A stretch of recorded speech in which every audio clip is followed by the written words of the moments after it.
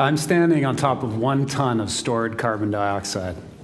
That's a pretty incredible thing to say that because our cities are built out of concrete and steel, and they have been for the last century, and concrete and steel are great materials. They've done an incredible job. But concrete and steel both are huge energy footprint materials and huge carbon dioxide footprint materials. We haven't really had an alternative until now. This 1 cubic meter of wood stores carbon instead of emitting carbon. And that change is something that we have to take advantage of. So I'm here to talk to you about tall wood buildings, but I'm really here to talk to you about climate change and world housing. The building industry in general in North America has a footprint larger than any other industry when it comes to energy. From building and operating buildings, it's about half of our energy, and from a greenhouse gas point of view. Clearly, we have to change the way we build if we're going to be able to tackle climate change issues and the environmental issues ahead of us. But again, we need an alternative. And the reason we need an alternative to happen very quickly is that ultimately 40% of the world in the next 20 years are going to need a new home. That's 3 billion people that'll need a new building. And if we build the way we've been building for the last century, and our footprint is 50% come from buildings of carbon dioxide, then clearly we are headed in a path that won't work. We need an alternative. The alternative that we come up with has to be about where we build it. No longer can we build in and think that we're going to solve climate change issues by building sustainable buildings in our suburbs. We have to recognize the world is urbanizing at this incredible rate, and our buildings are going to be big, tall buildings. We're moving from an Earth that's 50% urban to a population that's 70% urban in the next 30 or 40 years. Now, 80 years ago, Thomas Edison, a real icon of innovation of the last century, said these words: "I'd put my money on solar energy. What a source of power." Now, he said those words, and it's a great thing in the context of this conversation because wood is the only material, major material, that we can build with that's already grown by the sun. So photovoltaics are great, but ultimately the most technologically advanced material we can build with is something that we didn't create. Photosynthesis and Mother Nature hold the patent on what created this incredible material.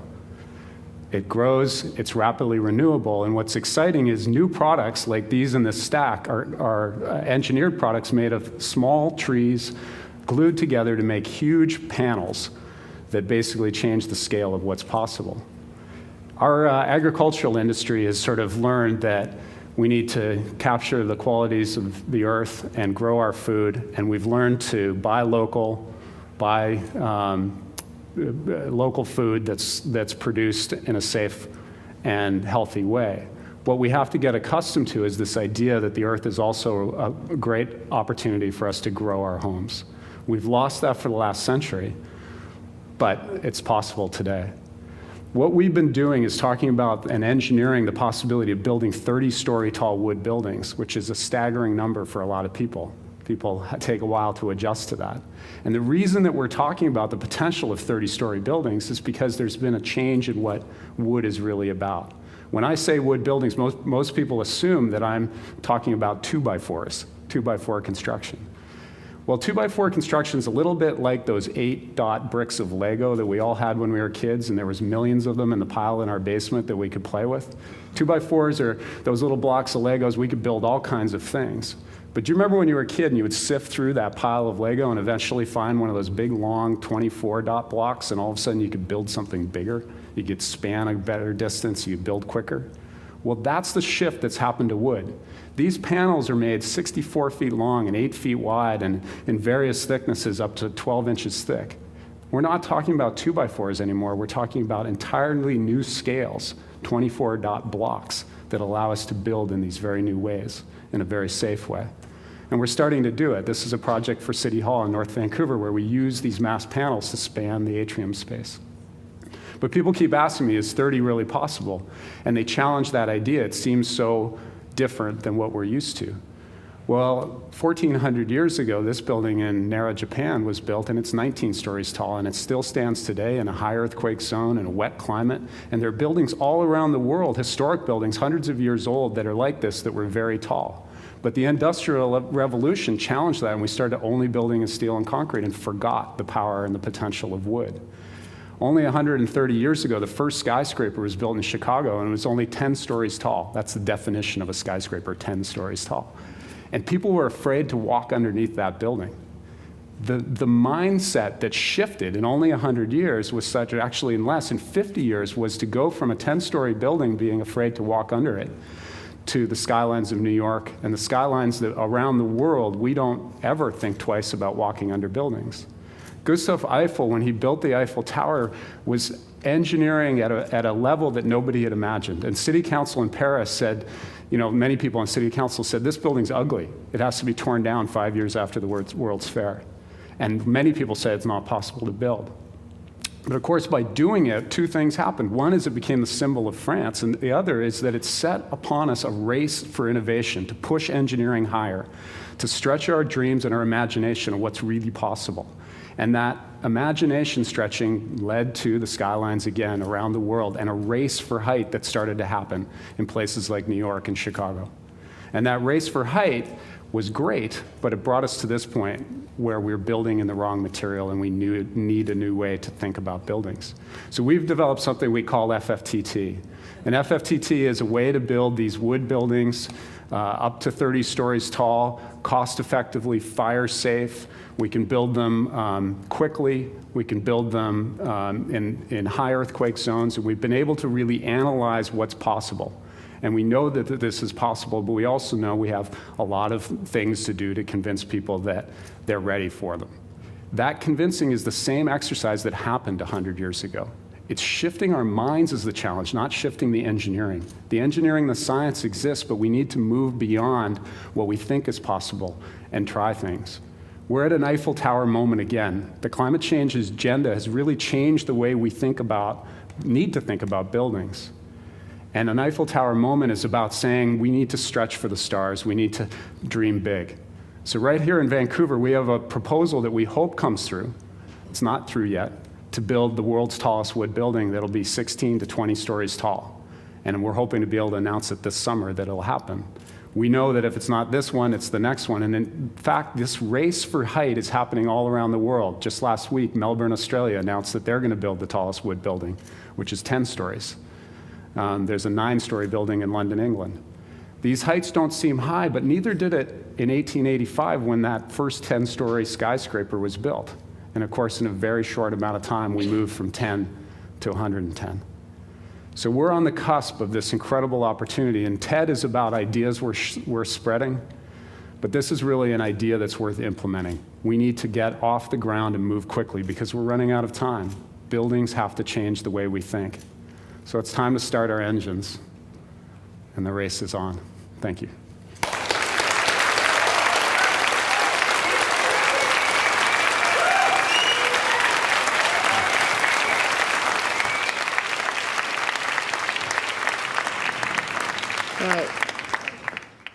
It was a big day on the west side. The first building in the massive Hudson Yards project opens for business. Stacey Delicat on what the future holds for the city's newest neighborhood. It is said to be the largest private real estate development project in the country, and now Hudson Yards is one step closer to a reality.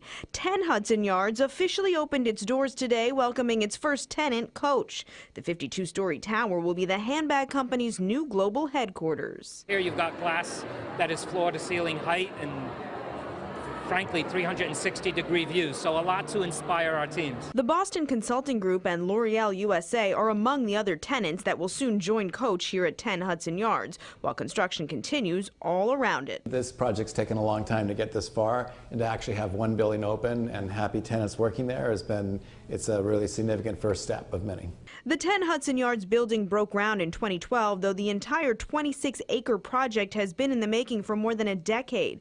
Eventually, Hudson Yards will include 4,000 residential units, 14 acres of public space, a new public school, and a massive retail hub featuring department store Neiman Marcus.